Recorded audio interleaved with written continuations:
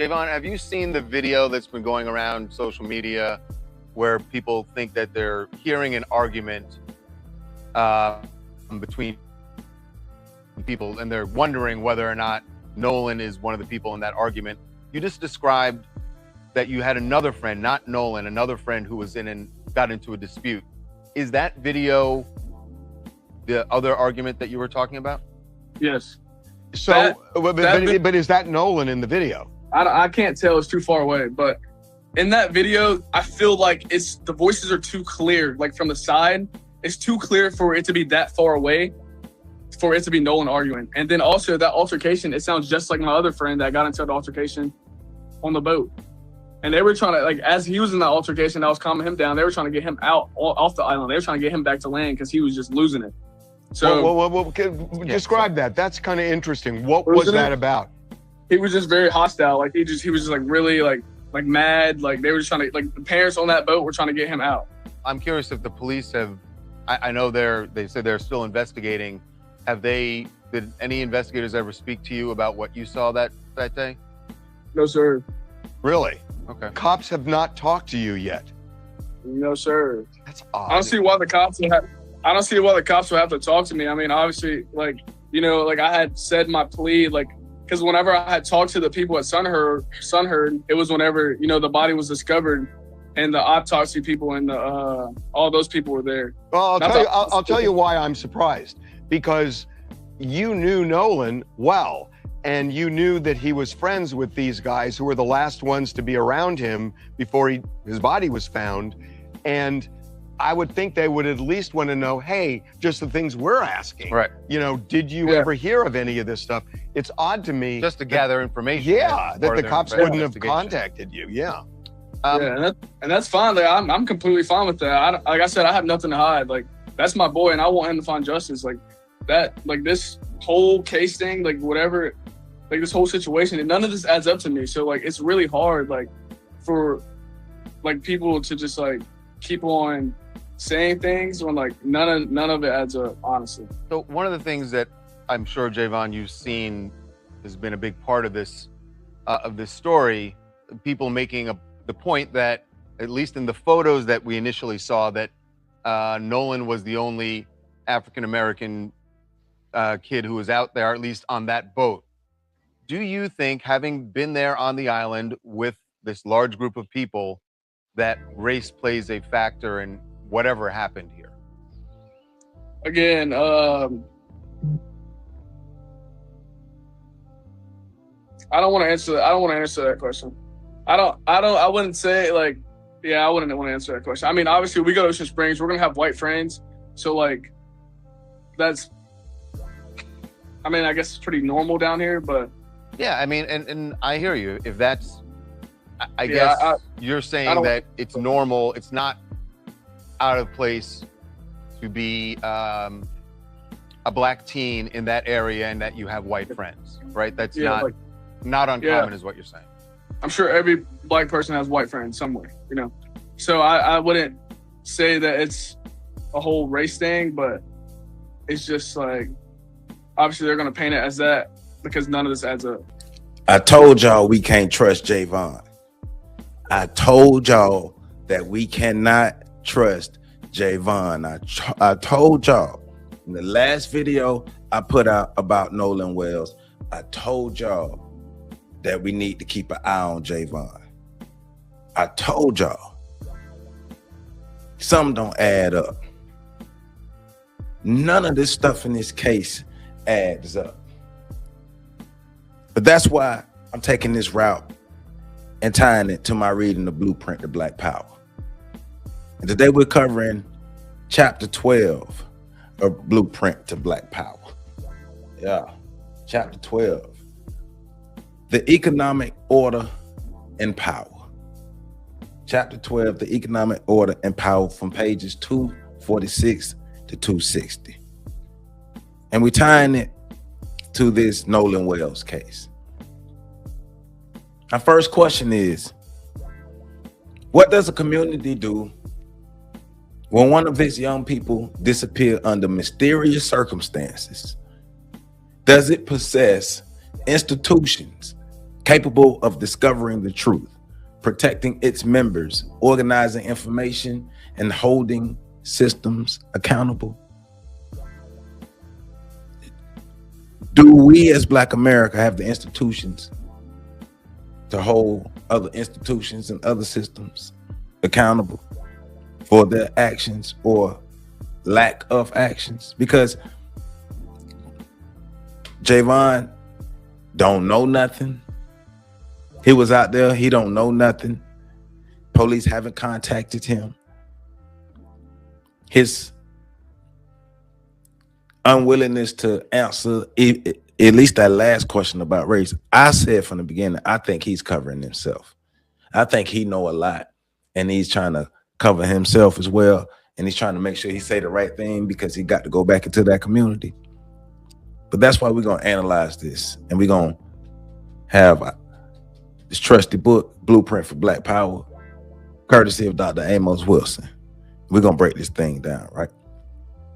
Because we got to remember that when tragedy strikes, is our community organized enough to discover the truth, or are we forced to wait for someone else's institutions to do it for us? Right? Are we forced to wait on the same institutions that we don't trust? We don't trust them at all.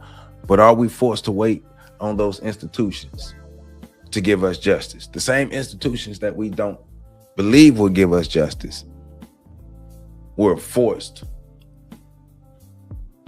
to hope that they give us justice because we don't have the systems or institutions in place to produce justice for ourselves. And Dr. Wilson will argue that powerless communities become dependent upon institutions they do not control. Powerless communities, like we are, and that's why we're here to learn so we can no longer be powerless. The aims of this video and all of my content isn't for us to remain where we are. It's to analyze where we are so we can progress, right? Because once again, powerless communities become dependent upon institutions they do not control, right? So this Nolan Wells case, sad case. I did a full, I ain't gonna say a full breakdown, but I gave a lot of good information in the last video that I did on this Nolan Wells case. All right. And so let me bring this up. All right. Nolan Wells, his friends, right? So July 4th, Nolan Xavier Wells, an 18-year-old freshman football player at Southwest Mississippi Community College, traveled with 3 friends by boat to Horn Island, part of the Gulf Islands National Seashore off of Mississippi's Gulf Coast. According to investigators, Nolan did not return with the group that evening and was reported missing after his family realized he had not come home. And a lot more, I got a lot more updated details too, because even listening, we just heard from Javon. After an extensive search involving multiple agencies, Nolan's body was recovered on July 6th near the northwestern area of Horn Island. Authorities have stated that the investigation remains active. The authorities in Mississippi, in this area in Mississippi, they have stated that there's no confirmed evidence of foul play, and we already know that the judge, one of the people that was with Nolan, is the child of a judge, one of the judges in the area. And so I'm already suspecting that the judge and the officers are all working in cahoots together. So, and I'll give y'all more details as we go. So investigators have initially suspended the possibility of drowning. So if he didn't drown, what claimed his life, right? The investigation remains open while evidence continues to be reviewed. And so now the family is questioning the investigation, right? And so I have, let me take this down. I have a video of the family being interviewed on CBS Mornings. Let me share my screen. I ain't come to play today.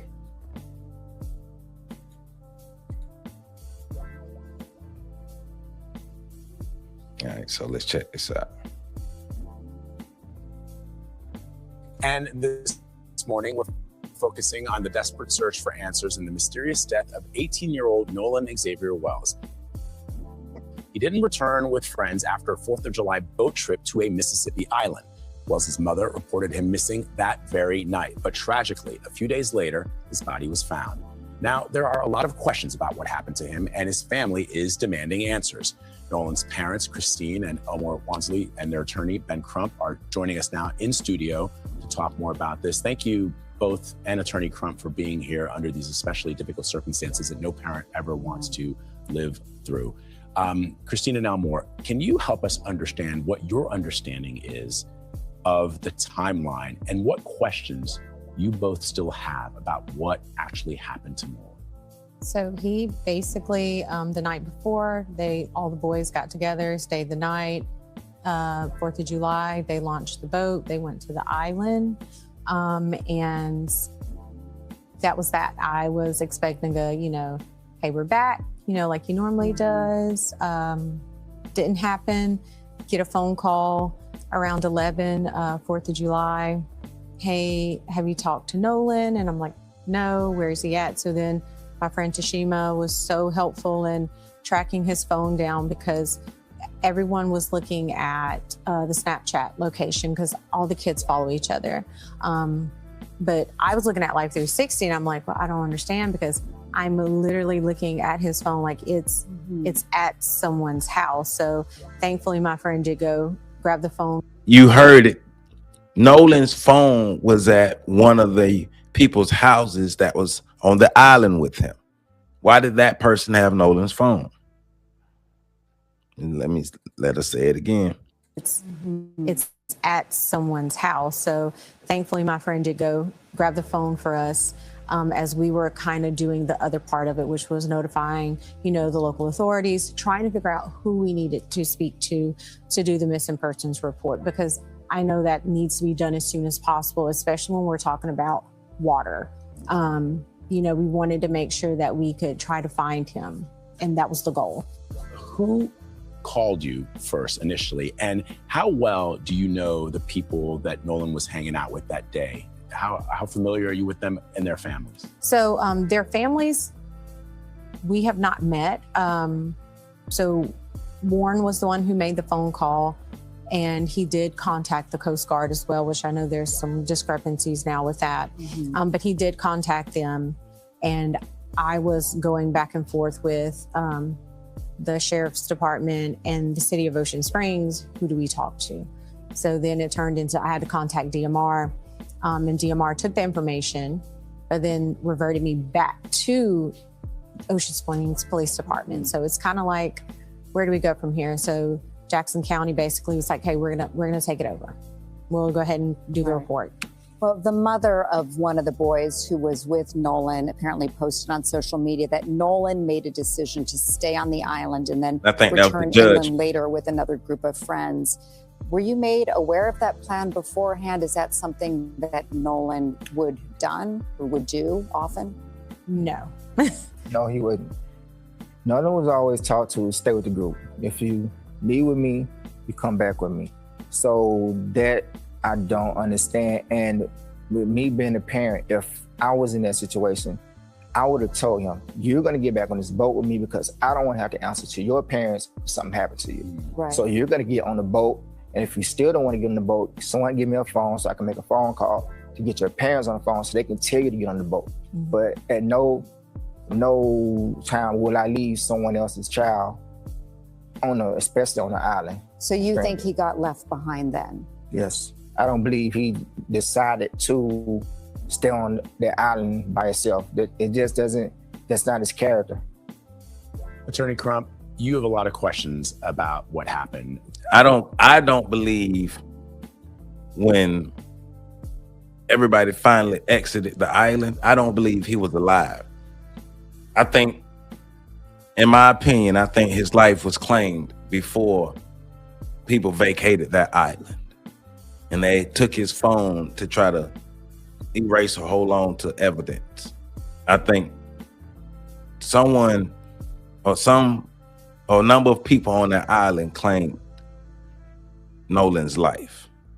And I think Javon know a lot more than he's leading on to.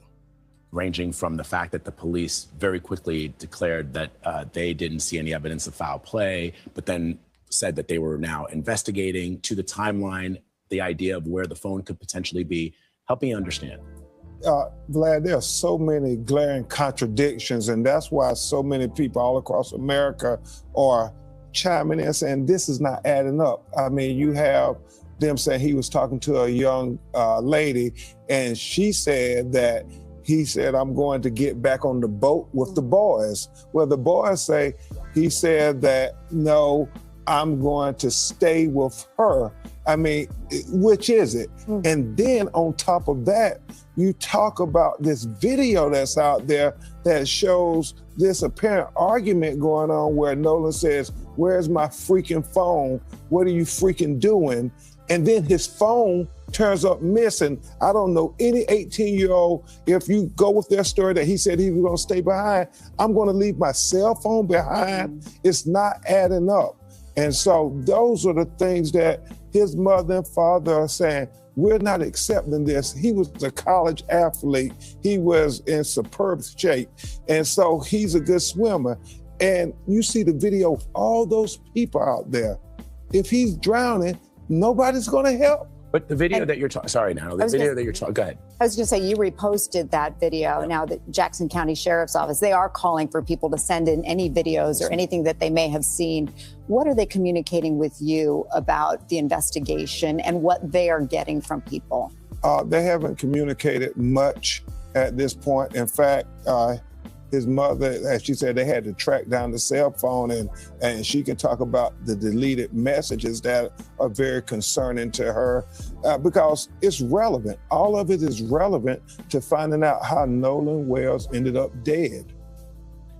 Let me ask you really quickly on that video that you posted. Are you sure that that is Nolan's voice that we can hear on the video? Well, and there are kids. Kids are talking, and kids are always talking that there was an argument. So we have independent investigators doing it, and we get an independent autopsy. Colin Kaepernick paid for his body to be flown up to Washington, D.C. from Mississippi because his parents have some distrust when you think about the history of Mississippi.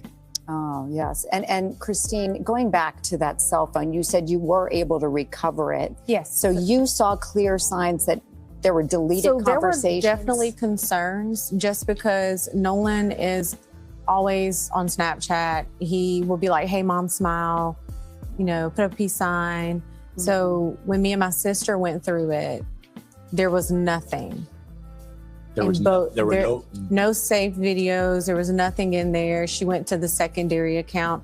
There was nothing in there. And I know, you know, when kids get together for events like that, you know, they're snapping. They're making videos, taking pictures. And so I'm just like, where is it? Because it hadn't even been 24 hours when we started looking, which usually with Snapchat, it goes away once you hit that 24-hour mark. Elmore, can you, for all of us who are so concerned about what happened here, just tell us a little bit more about your son. Who was he? What kind of man was he growing up to be? He was very respected by the community. He was very respected by a lot of people. There wasn't a friend that he couldn't make. People gravitated to Nolan. That was just the type of person he was. He was I would say a silent leader when on the field and on the basketball court. People would follow his actions and not his words. I'm a person, I believe action is more important than words. You can tell me 1,000 times you love me, but show me you love me. Mm-hmm. If you are my real friends and I'm giving you this trust, you need to get it back to me by making me get on that boat. It's 3 of them, one of me. Yeah, we may tussle, but when we get back to the mainland, either we're gonna tussle some more, we're gonna go party. So, and same with the adult. If that was your child and I was the one there, you would have wanted me to make your child get back on the boat. So it was a lot of bad decisions made. I don't think my son volunteered to stay on that island. I can't believe that. All right, thank you both for being here. We're so sorry about this, and we hope that there's some. So, I mean, you know, it's a lot of foul play. It's a lot of foul play going on. So let me read this again, give you an update. Once again, Saturday, July 4th, Nolan traveled by boat with friends from a private dock in the Ocean Springs area of Mississippi to Horn Island, a barrier island approximately 10 miles off the Mississippi Gulf Coast. The island is roughly 10 miles long, relatively isolated and accessible primarily by boat. Initial reports often simplified the trip by saying Nolan went with 3 friends. However, there were many other groups and boats gathered around the island for the holiday, between hundreds and thousands of people out there. You heard me. Between hundreds and thousands of people out there, and nobody knows nothing. Nolan's immediate boating party and the larger crowd on the beach should not be treated as the same group. So, right, but it's still between hundreds and thousands of people out there, right? A photograph taken, you know, the photograph I just showed, showing Nolan and his friends on the boat. So before arriving to Horn Island, Nolan was apparently supposed to travel with his close friend, 17-year-old Javon Williams, who we saw in the first video. But the boat Nolan boarded filled up. Williams took another boat and later met Nolan on the island. Both reportedly left their phones on the boat Nolan had ridden. And this is the story everybody is saying. Before the trip, Nolan's friend Trace Carter told him to be careful and contact him when he returned. Nolan reportedly responded that he would. Okay, so around 3 p.m., the Jackson County Sheriff Office initially identified approximately 3 p.m. as the latest confirmed time Nolan was seen on Horn Island. So Judge Ashley Cole, whose son Warren Cole was among Nolan's friends, said he last saw Nolan at 3 p.m. And Judge Ashley Cole is putting a whole lot of information on Facebook, trying to cover her butt and trying to cover her son's butt. Cole said Nolan decided to remain on Horn Island and return to the mainland later with another group of friends. And that's what his parents are saying. They don't believe that Nolan agreed to stay on that island. I believe Nolan wasn't alive by the time everybody left that island. Sheriff John Ledbetter was presented a similar preliminary understanding, saying witnesses indicated Nolan intended to obtain a ride with someone else. So another piece before I move on. Javon told the son Harold, and like he said, like Javon said in that interview, he talked to the son Harold. He believed he saw Nolan after 4 p.m. and 4:30 p.m. is the time that Ashley Cole said she last saw him, like a little after 4:30 p.m. All right. So while the family is questioning this investigation, is the family, as you can see, is represented by Ben Crump, has publicly expressed concerns about several issues, including, as Ben Crump expressed, I'm just reiterating, all the inconsistencies in the accounts provided by those who were with Nolan and the inconsistencies with Judge Cole and Sheriff Ledbetter. While Nolan was reportedly left behind on the island, while his cell phone and keys were reportedly not recovered with him, allegations that activity or messages on his phone have been deleted or may have been deleted, and the need for a more transparent investigation. So, and this is the problem with us not having real institutional power. Because once again, we are relying on others. We're trying to find the best of the others to give us as much justice as possible. The family has emphasized that they are not accepting an accidental drowning conclusion without a complete investigation. So one of the biggest developments is that the Wells family commissioned an independent autopsy, as they said, they're flying the body up to Washington, D.C. The independent review has received financial support from Colin Kaepernick, as Ben Crump stated. So the new investigative focus is investigators have also requested that the public submit cell phone videos, anything they see, photographs, social media content, eyewitness accounts, any information that they have submitted, right? So tying this into Blueprint to Black Power even more, right? Once again, communities without institutional power must rely entirely upon institutions they do not control. That means those institutions are necessarily acting, that doesn't mean that those institutions are necessarily acting improperly. Rather, his point is about dependency. His point is about our ever-present dependency upon the system of white supremacy for everything, right? Who has the capacity to investigate? Think about it, Colin Kaepernick, you had to rely on, well, not necessarily rely on, but you had to get the contribution of Colin Kaepernick to fly the body out of Mississippi to somewhere in DC to try to find the best of the others. Who has the capacity to investigate, gather evidence, shape narratives, and produce authoritative conclusions, right? So let's go to the book, page 246.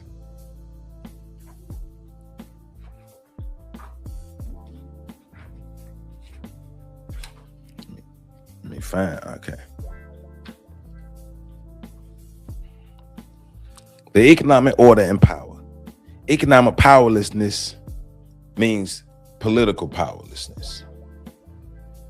I'm gonna say it again. Economic powerlessness means political powerlessness, which indicates institutional powerlessness. The idea that the African American community can exercise effective power, political or otherwise, without simultaneously exercising economic power is a fantasy. The election of blacks to a high office, even to the highest office, and their plenteous appointments to various courts, powerful directories, boards, commissions, heads of multinational corporations, powerful regulatory agencies, and the like, who do relatively little to enhance the power of the African American community or release it from its subordinate relationship with the white American community. Neither will immeasurably increase the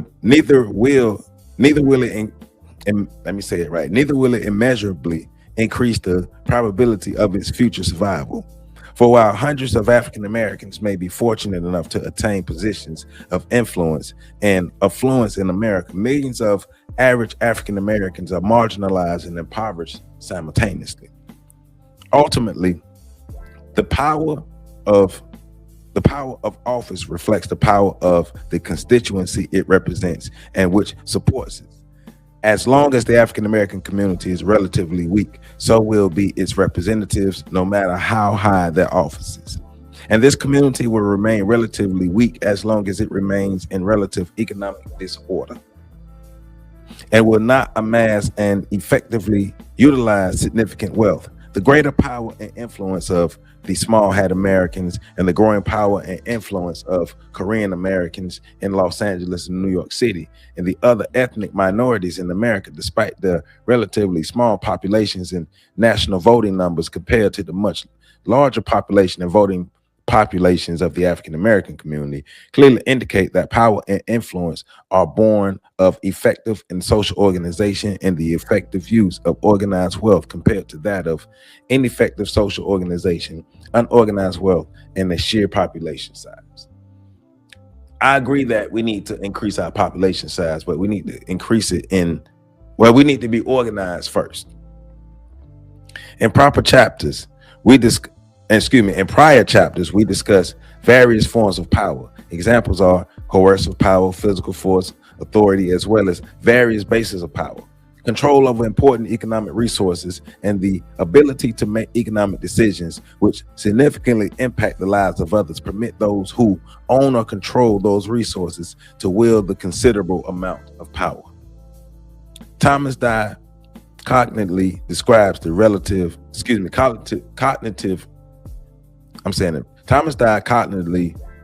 relationship between power and economic resources in the United States. A great deal of power in America is centered in large economic organizations, corporations, banks, utilities, investment firms, and government agencies charged with the responsibility of overseeing the economy. Central of the economic resources provides a continuous and important base of power in any society. Economic organizations decide the basic economic question of who gets what. Deciding who gets what entails deciding what will be provided, how it will be produced, and how much will be produced, and how much it will cost, how many people will be employed, who will be employed, and what their wages will be, how the goods and services that are produced will be distributed, what technology will be developed, what profits will be made, and how they will get distributed, how much money will be available for the loans, and what interest rates will be charged, and how fast the earnings will grow, and so forth. Dye goes on to define the economic systems as consisting of the institutions and processes by which a society produces and distributes scarce resources, right? He adds that where resources are scarce, some schemes must be created to decide who gets what. At this time, the African American community has not appropriately addressed or resolved the problem of economic scarcity which prevails within it. This problem distorts all of its social and personal relations, social institutions, and general well-being, as well as weakens the power relations with other ethnic communities. If the African American community is to maximize its political economic power, then it must maximize its wealth through the organization of an economic system by which it can acquire, produce, and distribute economic resources in such ways as to provide for its own needs and can use them in pursuit of its own political interests and the nation and the world. The maximization of the economic power of the African American community in particular, and the worldwide Pan-African community in general, requires that we realistically appraise the economic structures of those communities and the nature of their economic relations with Europe and other ethnic, national, and international communities. Given the relatively poor economic conditions within here across the African American diaspora and the correlated powerlessness which they generate, the full economic empowerment of African communities everywhere requires that their internal structural dynamics and external relations be radically transformed. The limited scope of our volume explicitly prohibits us from dealing with issues raised in the prior paragraph with the great descriptive and prescriptive detail such in the undertaking necessities. However, we strive to provide broad conceptual frameworks which render us a sound working approach to economically and politically empower the African American community. We reason that by conceptually looking at the African American community as a colony, a nation within a nation, along with viewing African nations and large African populations as predominantly non-African nations, as neo-colonial nation states and the nations within nations respectively, we can both more simply and productively describe their current prior economic circumstances and powerlessness, as well as prescribe for their recommendation. All right. So we're talking about realizing what we are as a group of people, realizing where we are as a group of people, right? We lack the proper organization that we need as a group of people.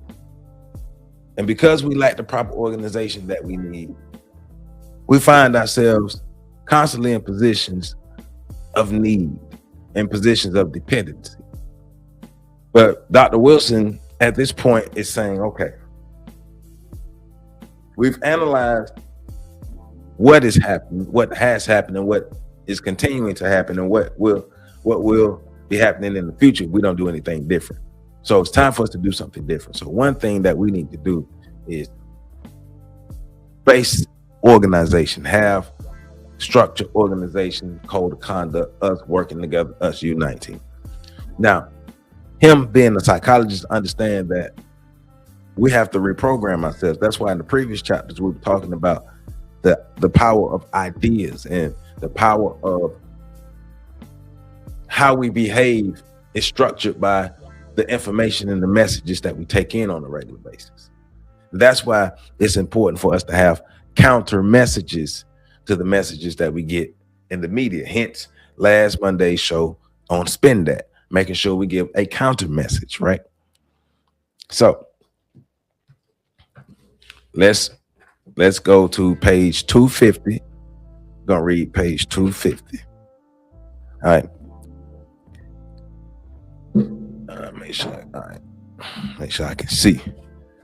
In light of the foregoing list, we must take care and not adopt the same fallacious tendency so prevalent among Eurocentric economists and social scientists, i.e., to treat the African American community as a self-contained unit whose political, social, and economic system can be analyzed out of the context of its domination by the larger white American community, right?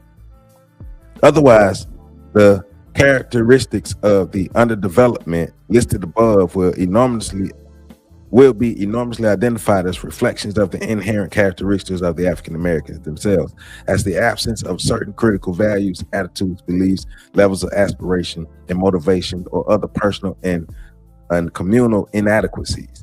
An equally fallacious approach prevalent among Eurocentric economists is to reduce the problem of the underdevelopment of the African American community and the worldwide African community, as well as the prevalence of an aggregation of factors such as these listed above, as if they are the cause of rather than the effects of white imperial domination and exploitation.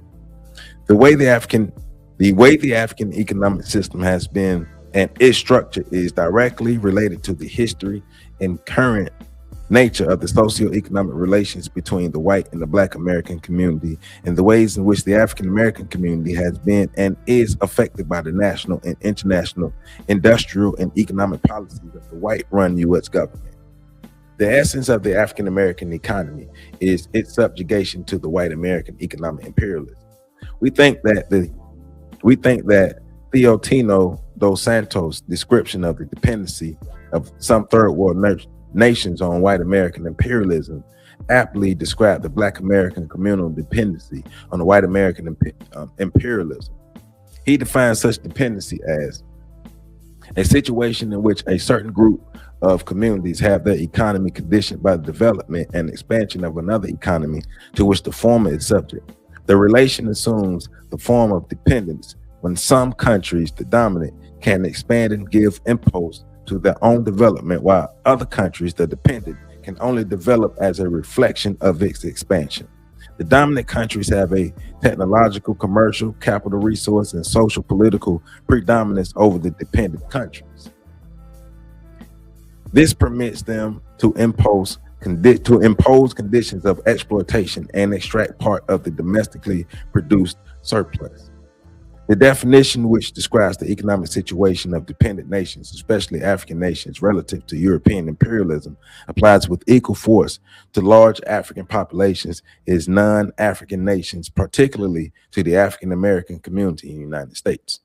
The economic underdevelopment of the African American community cannot be vertically traced to the alleged innate or enculturated lack of deficiencies in its constituents or to pre-existing defects in its fiscal or financial infrastructure, just as with the historical and contemporary underdevelopment in Africa. The conditioned dependency of the African American community can be traced precisely to the transatlantic slave trade, to external and internal colonialism and neocolonialism as rationalized by the white economic and social racists. Like any colonial economy, the African American economic community has never operated in an open and free economic market. It has never engaged in unrestrained free trade inside or outside of its economic borders, or has never been permitted to engage freely or fully in competitive national or international labor, commodity, capital, or financial marketplaces. Theodore Cross in 1987 accurately describes the deleterious effects of internal race-based American colonialism on Black economic development, when he contends that the racial prejudgment as power is a form of coercive power, working in the marketplace for labor, goods, and capital. It is self-evident that people operate as either buyers or sellers in the market.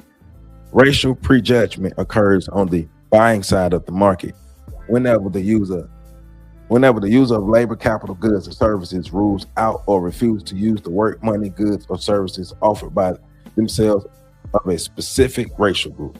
On the selling side, the racial mode of decision-making operates whenever someone who offers work, capital, goods, or services on the market declines to consider offers from buyers, borrowers, or even employers who come from a particular racial group. Both of these processes of making economic judgments may be called primary forms of race discrimination. The important point to notice is that whenever the racial prejudgment occurs, coercive power is at work because the judgment tends to limit or block the freedom of the outcast person or group to enter certain jobs or places where economic benefits may be obtained. And so let's understand too, he is talking from a political and economic base, but the political and economic base is also the base of these things that help build power. And remember, politics is not just getting in the booth and voting. Politics is human interactions. It's how we relate and interact with each other, and how we make deals, how we operate, how we run our lives, how we run society. And politically, we are weak. Economically, we are weak. Organizationally, we are weak. Institutionally, we are weak. And because we are weak or lack relatively no power at all in those areas, that heightens our dependency upon the system of white supremacy to solve our problems. The Hegelian dialectic: I create the problem, then I sell you the solution. I create your problem, I am your problem, and then you have to come to me to solve your problem, even though I am your problem. Now, the trick is white supremacy right now is only part of the problem, because the other part of the problem is ourselves. It's the us and the weeds, ourselves, because we lack the organization, because we lack the code of conduct, because we lack the institutions, because we lack the economics, because we lack power, because we lack control. We will remain on the bottom until we choose to be better, until we choose to be different. But that's what Dr. Wilson is getting at. It's time for us to choose to be different. All right, so let me read this. White American and African American economics in post-industrial America. The bifurcation and segmentation of the American marketplace between predominantly white-centered business and primarily labor economy, and the predominantly black peripheral businesses and secondary labor economy preserves a continuous drain of economic and resources that keeps the African American community relatively poor and as a whole economically and politically weak. The remarkable and continuous drain of savings, physical capital, human resources, and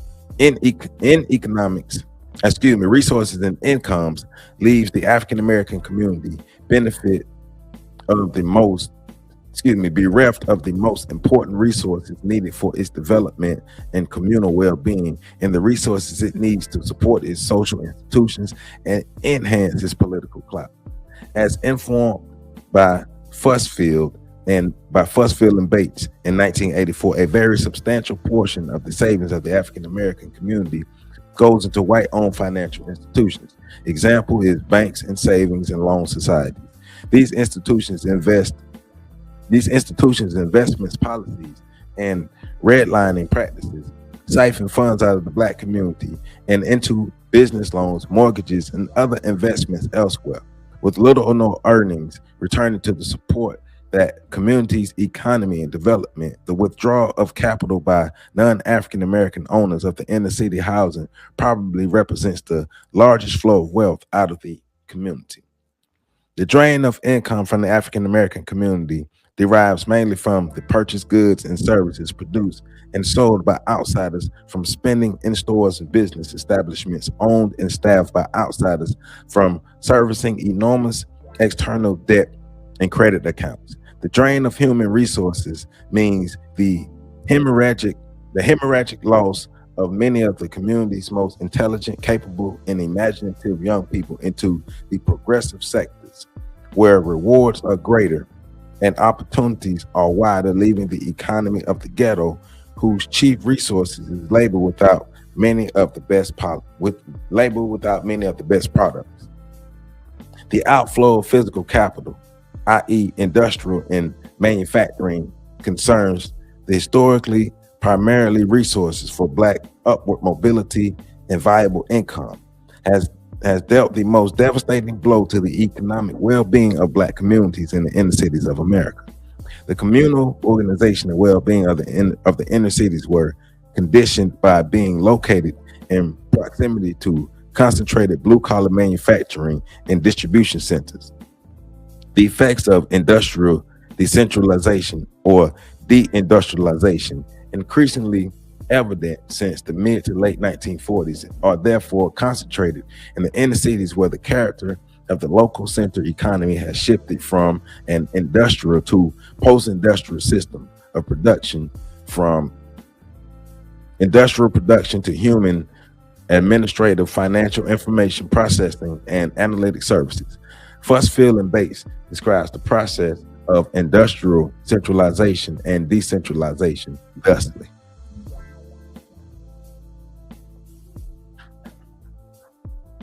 Manufacturing, production, employment has largely moved out of the central city.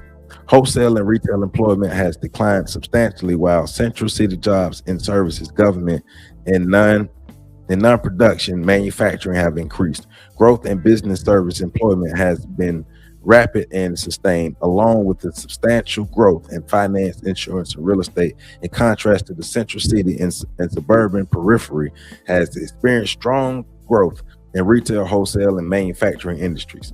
Decentralizing manufacturing employment, the leader of the shift from the central city to the suburbia, from the northeast to the Midwest cities, to Sun Belt and West Coast cities, was motivated by both technological and economic changes, such as changes in production methods, developments in transportation, and changes in relative attractiveness and suburban and central city tax and service programs, as well as conductive federal, industrial, and tax policies.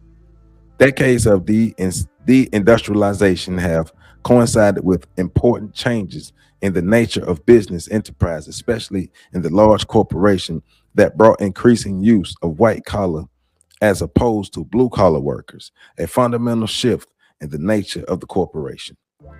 These and other shifts in the national economy have, according to Sullivan, resulted both in the degraduation of employment conditions for much of the population and the disruption of impoverishment of inner city neighborhoods. Changes in both the center and the inner city economies over the past decades have been such that condition of permanent depression may be said to prevail in urban poverty areas where high unemployment and retarded businesses performance remain stubbornly persistent.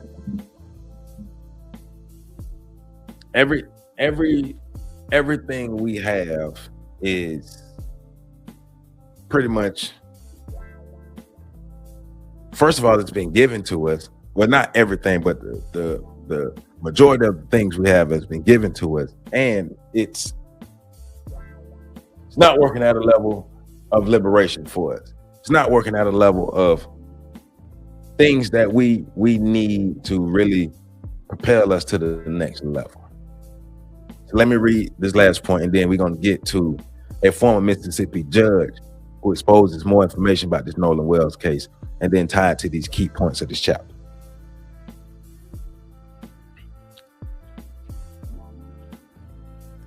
The heavy dependence of African Americans on the manufacturing sector of the economy and on the service sectors which are likely to decline in the near future, means that it is a bad fit between the current distribution of African American workforce and the reconfiguring industrial and service-based state of Black America, right?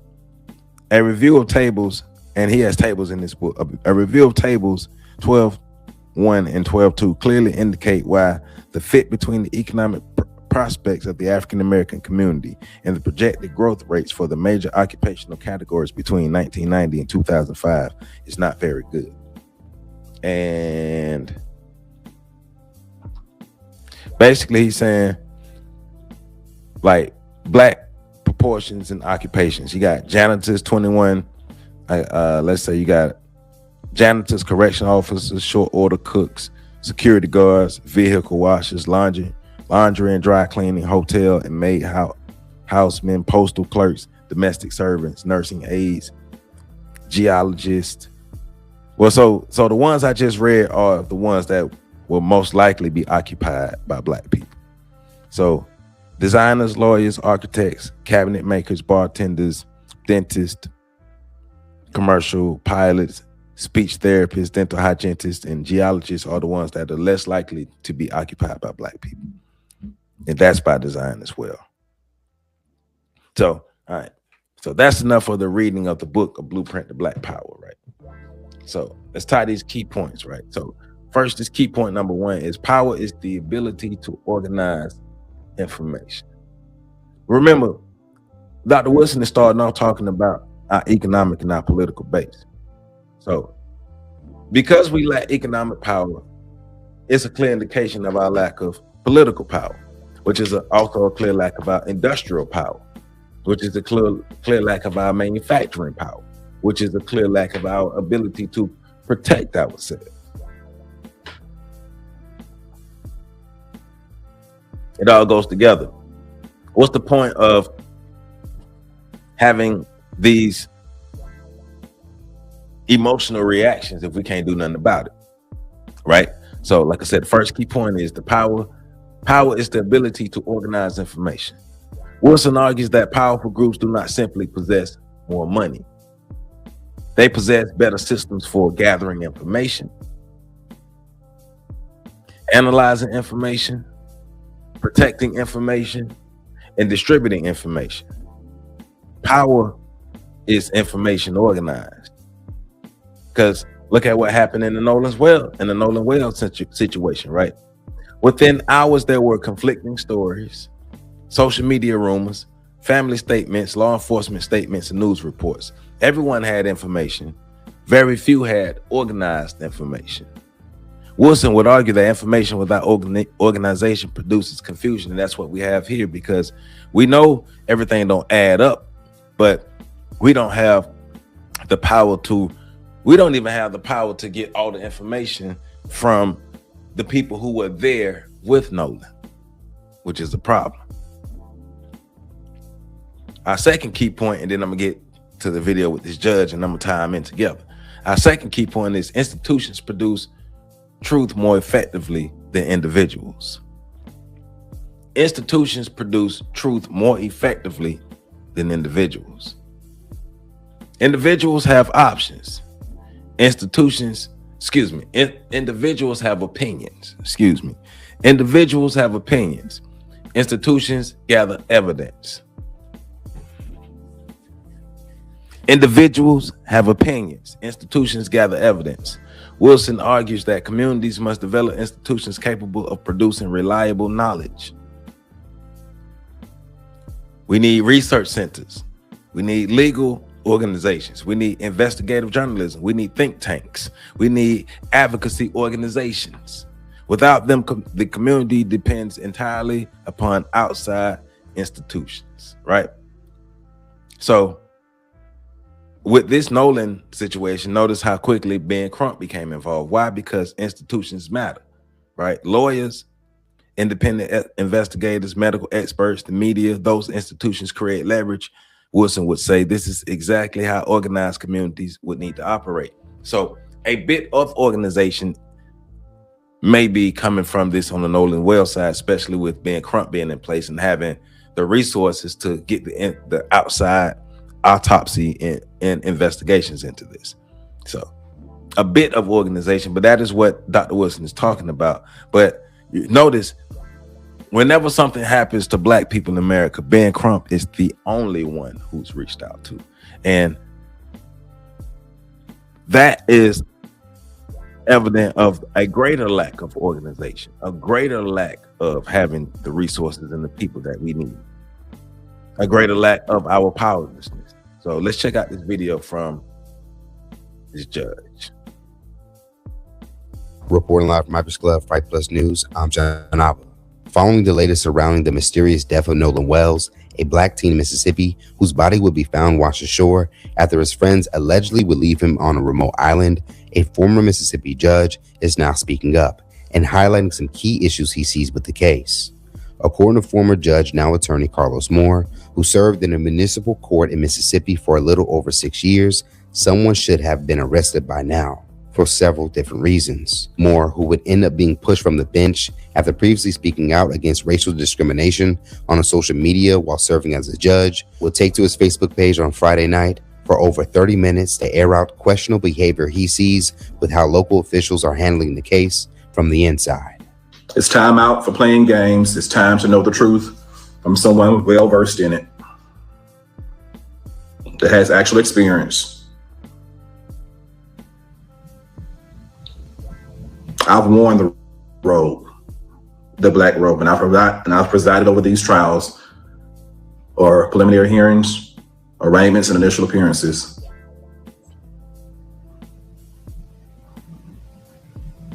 Let's get started. So what do we know? We know, after watching the parents' interview and reviewing tons of footage from social media, recounting interviews and statements of alleged witnesses that were on Horn Island, we know that Nolan Wells went to spend the night on July the 3rd with his so-called friends. And he went with those so-called friends to Horn Island on a boat on July the 4th. We know that out of the 4 people on that boat, 1 did not return home. That 1 person was Nolan Wells. The other 3 returned home as normal and said nothing to any member of law enforcement or to the Coast Guard until at least 11 p.m. at night on July the 4th. We know that at least 1 of the so-called friends was found with the phone of Nolan Wells. And we know this based on the testimony of the parents, specifically the mother. So,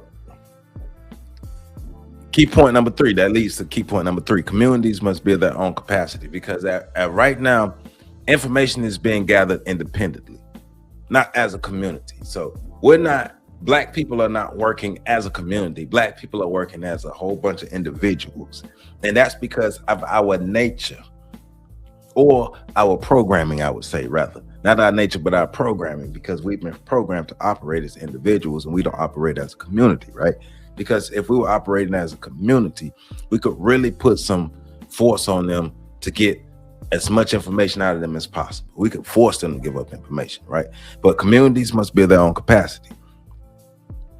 Dr. Wilson repeatedly argues that every community should possess the ability to investigate its own problems, not to replace law enforcement, but to ensure that families have advocates, experts, researchers, and organizations capable of asking difficult questions. Because remember, nobody's been arrested. I don't think anybody's been questioned seriously by law enforcement, but nobody's been arrested. Nobody's been brought in for any questioning, anything. None of that. And do we have the power to make that happen? Because Nolan Wells' family's decision to obtain an independent autopsy reflects that principle, seeking additional expertise to better understand the circumstances of a loved one's death while official investigations continue. So there is some ability, but we don't have the full ability to really put the pressure on them because we're not organized as a people. But that's why Dr. Wilson is saying, all right, we got to organize for something or around something. We got to organize. It has to happen, right?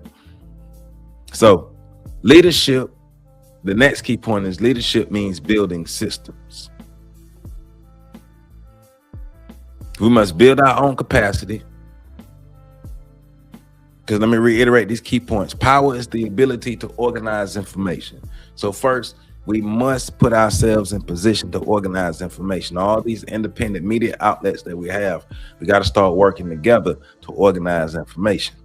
Second key point, institutions produce truth more effectively than individuals. The more we work together in getting information put out and seeking information and investigating, the more effective we could be.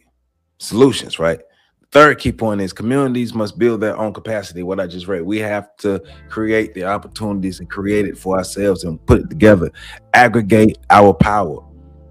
Leadership means building systems. Fourth key point, Wilson criticizes communities that wait for one charismatic leader.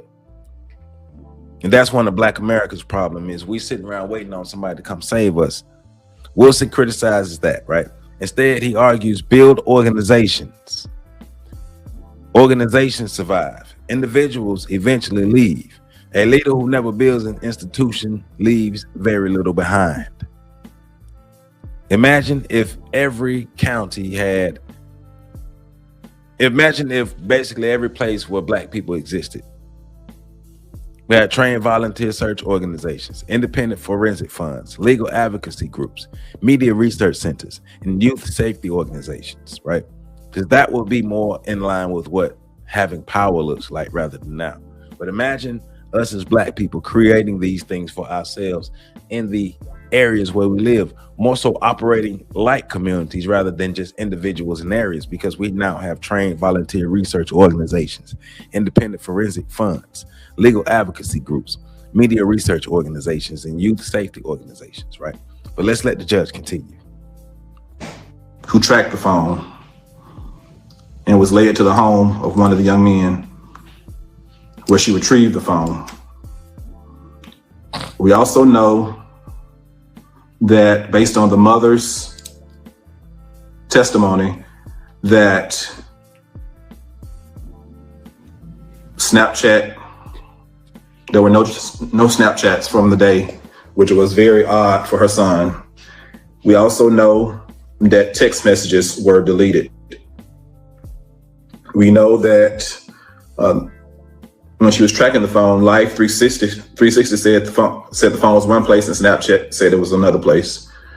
Right. We know that the boy that had the phone did not voluntarily turn it over or call first. He had to be found through their own investigation. We know that based on witnesses' account, the so-called friends were seen on July the 5th, that Sunday, having breakfast together like nothing had happened. They were not out there searching for their so-called friend. We know that the so-called friends deleted their social media, deactivated their accounts, and scrubbed it clean if the allegations are correct. We know that the young men or the young man that had the car at his house did not willingly turn over the keys. At first, he said that he did not have the keys. He didn't know where they were. Then he, after being pressed by the father, he finally turned over the keys. This is all very suspicious activity. We know that based on an audio recording and some video that Nolan Wells can be heard saying, "Give me my freaking keys." Excuse me, "Give me my freaking phone." And there's been two different versions. Some say he said, "Give me my freaking phone," or some say he said, "Give me my MF phone." Regardless, he was asking or demanding his phone. Someone had his phone who did not have permission to have his phone. So the first thing I see, the simplest thing I see, is who had his phone and why. And was that theft of the phone? Sometimes we look at the largest case, we try to get to murder, but the person that took his phone committed a crime right there. There are witnesses to who took that phone. If an affidavit is signed, an arrest warrant could be signed by a judge in Mississippi to go after that person that had that phone unlawfully. We know, based on his own words, Nolan Wells' words while he was alive, he did not give whoever had that phone permission to have that phone. So was that theft? I think if an affidavit is signed, if it was presented to me when I was a judge, I would have signed an arrest warrant for. So just right there, planning before the crisis. Planning begins before the crisis, right? Having our stuff together before these things happen. Understanding the nature of the people and the culture that we exist in, and planning before the crisis. Wilson says powerful communities prepare before emergencies happen. And we have to start operating like that. This is an unfortunate situation, and we definitely grieve with Nolan Wells' family. But also thinking about, how do we keep ourselves and our children safe? Pre-planning. Most powerless communities prepare afterwards. Think about Nolan. After he disappeared, everyone mobilized. Wilson would ask, what systems existed before July 4th?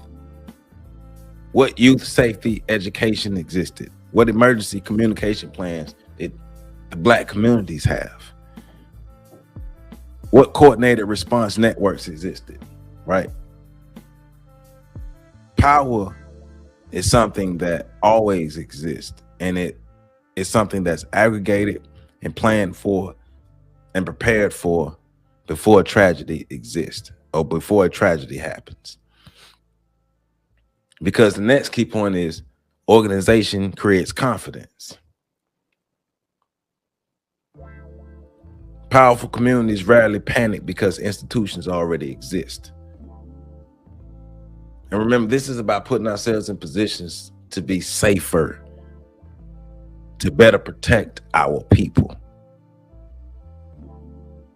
But also, we need to be existing amongst each other as organized, aggregated, codified, healthy people.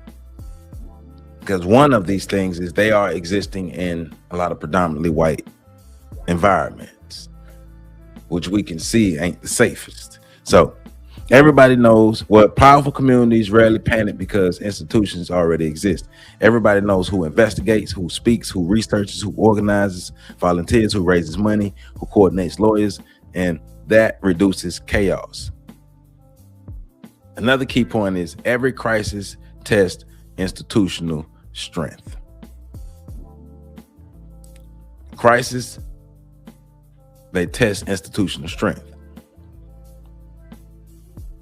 Nolan Wells did not simply test investigators.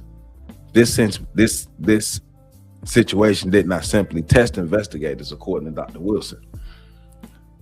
It tested families, it tested the media, community leadership, legal organizations, search teams, public trust.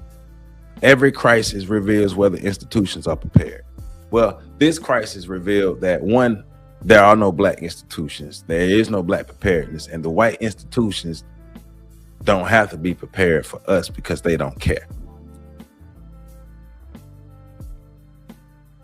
The last key point is community power is measured by capacity. Dr. Wilson defines power differently than most people. Power is not anger. Power is not outrage. Power is the organized capacity to solve problems. When Nolan disappeared, the real question became, who had the capacity to search? Who had the capacity to investigate? Who has the capacity to collect evidence? Who has the capacity to challenge conclusions? Who has the capacity to communicate facts? Who has the capacity to support the family? And we're not talking about on an individual level. We're talking about on an institutional level, on a group level, on a political level, on an economic level, en masse. So let's let the judge talk a little more, and then I'm gonna close this thing on out. The person for theft of that phone, based on what I've heard, it'd have to be an affidavit format. But if it was presented to me, an affidavit format on theft of the man's phone, we know who had it. We know who didn't report it to the family. The family had to go find it, and we know that Nolan Wells said give it back to him, and evidently it was not given back to him. Why was that? All of the other things I've stated, you piece it together. Is there enough right now for arrest warrants for murder? That is a good question. I do know at this point there should have been search warrants signed by a judge. Evidence should have been presented to a judge by now. We are nearly 7 days after July the 4th, when he was first reported missing. There should have been evidence submitted by Jackson County law enforcement agents, the sheriff's department specifically, presented to a judge so that search warrants could be signed by the judge. And there needs to be, or should have been, someone questioning the young men. He's proven Dr. Wilson's point in what he's stating right here. What institutions, what power, what corporations, who or what do we have in place to make people cooperate, to make people give up information, to make things happen so we can get some justice? We don't have anything in place to ensure that we get justice, which is the problem. The three so-called friends and others and their social media accounts need to be searched by now, or at least a search warrant should have been issued for the appropriate entities to give the law enforcement access to the social media information. That should have been done by now. I'm not telling you what I imagine. I'm telling you what the process usually is when you're trying to do a thorough investigation. And based on what's revealed from a thorough investigation, I do believe once the evidence is secured, it's going to lead, and it should lead to the arrest of one or more individuals for the murder of Nolan Wells. Now I'll stop it right there, and I'll put a link in the description for that full video. But a young man's life was taken, and it's pretty much nothing we can do about it at this point, the way we're operating as a whole. But the object is to put ourselves in position to do something about it, because if we don't do something about it now, it's going to continue to be more and more and more. Think about how many other stories. This Nolan Wells story is one of the many stories that I've covered. All of the people who've been hung, all of the other lives that's been taken, Carmelo Anthony situation, the Cyrus Carmack Belton situation, hell, even the JaVale Harris situation, us doing it to ourselves. It's not us that's producing the justice out of that. It's the system. It's the other system. This Nolan Wells situation is just one of the latest installments in showing us that we don't have institutional power. And when you lack institutional power, you remain vulnerable. And you remain vulnerable, your people suffer. Your people pay the price when you remain vulnerable, when you remain powerless, when you remain subordinate. Remember, Dr. Wilson teaches us that power is not measured by how loudly a community protests after a tragedy. It is measured by what the community has already built before tragedy strikes.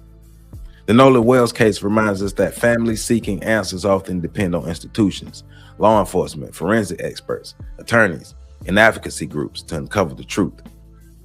Dr. Wilson is challenging us to ask whether our own communities are building the long-term organizational capacity needed to support families, pursue facts, and respond effectively when crisis comes.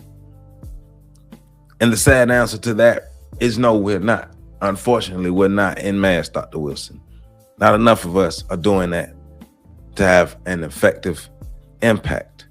And those of us who are doing it need to be supported so they can have an effective impact. But in order for us to better protect ourselves, we're going to have to actually give a damn about ourselves and start putting in the work to build what we need to protect ourselves, to have the protection in place, organization-wise, institution-wise, economic-wise, political-wise, protection-wise, enforcement-wise, all those things. Without institutions and without organization, without proper organization within these institutions, and the influence of these institutions on us and us influencing these institutions, being able to build power and obtain for ourselves, we're going to continue to find ourselves in these situations. My heart goes out to Nolan Wells and his family and the true loved ones. And I hope everybody who's involved in this gets the justice that they deserve to get. Javon, I don't trust you and nobody else that was there with Nolan Wells. And this is something for us to keep our eye on and not keep out updated about this. But it was a great way for me to deliver chapter 12. Blueprint to Black Power. And remember, chapter 12, we're reading right now, chapter 12, pages 246 to 260. All right, page 246 to 260. Make sure you read. And then for our next video, we're going to do 260 to 280. We're going to do 260 to 280 next video. And then after that, 280 to 294. So 260 to 280. Pages 260 to 280 for next week's video. For this week's video, 246, pages 246 to 260. Make sure you read, make sure you stay caught up, and let's continue to learn. And once again, rest in peace, Nolan Wells. And I will continue to doing what I can to get information out and organizing as much as I can on my side so we can better protect ourselves. And I hope you all join me. So with that being said, I am Joseph Ward. Happy Monday. Continue your reading the Blueprint to Black Power, a moral, political, and economic imperative for the 21st century. It's a guide that we can use, information that we can use. Just read it, understand it, and apply it. See y'all later. Have a great Monday.